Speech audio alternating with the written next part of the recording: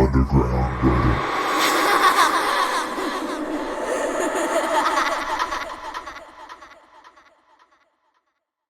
Things have deteriorated here to a degree that I didn't foresee. I didn't know how much writing about the things that are happening out here would affect every single part of my life, and maybe that was stupid of me. Maybe I should have considered it more seriously, but honestly I just thought I was writing about things that a few people would want to hear. I didn't think it would get this much attention. People ask me about the stairs now. It doesn't happen every day. But when it does happen I never really know what to say. My bosses know someone is talking about them, and I'm sure that if they know, the higher-ups know. And I can tell you that they aren't happy about it. I've been formally told that I am not to speak a word about them to anyone anymore, which is part of the reason this has to be my final update. I can't risk my job for this. As much as it's been wonderful to get a lot of these things off my mind, I still do love my work, and I need to be out here. If anything, my being aware of what's really going on is enough reason to stick it out. I may not be able to tell people that they're out there, but if I see them, I can direct traffic away to somewhere safer.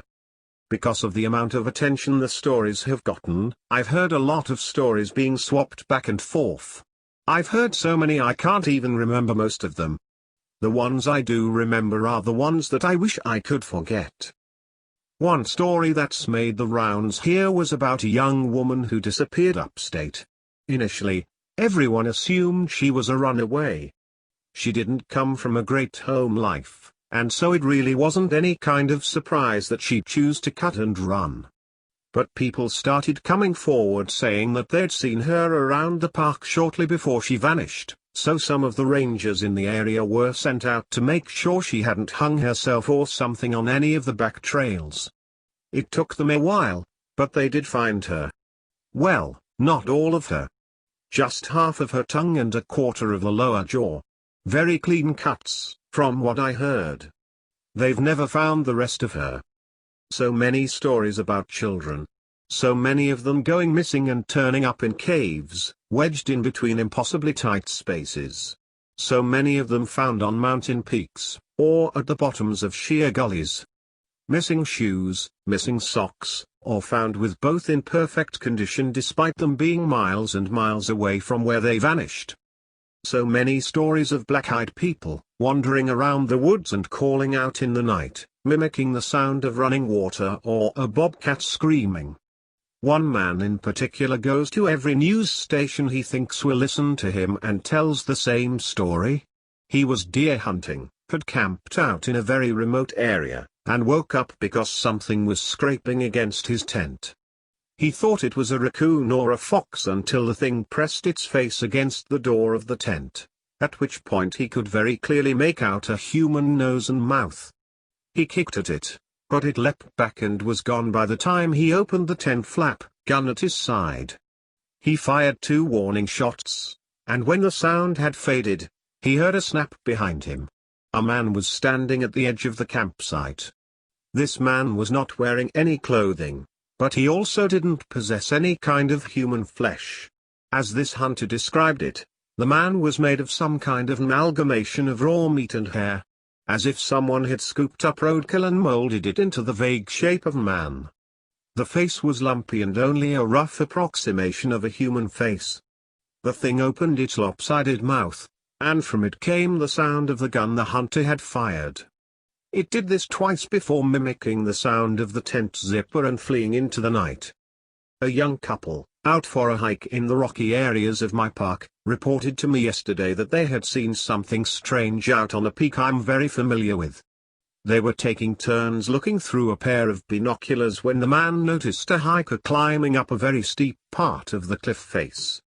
He watched the man scale the slope, and it didn't occur to him until the incident was over that this person had no climbing gear.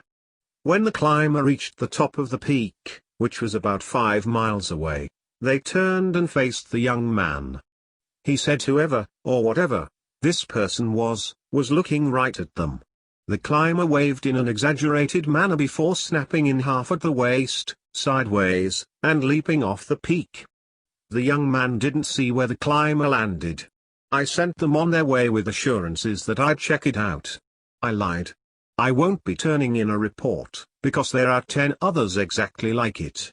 The climber is well known in that area. I don't question it anymore. There are so many things I won't ever be able to understand about my job, and it would take me years to relate all of the things I've heard in the last few months.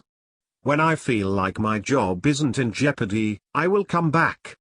It may be in a different format, but I will come back. Thank you all for sticking by my side, and enjoying the things I've talked about. If you go out into the woods, I encourage you to be safe. Bring water, food, survival equipment. Let people know where you're going and when you'll be back. Don't go on uncharted paths unless you know exactly what you're doing. And above all, don't touch them. Don't look at them. Don't go up them.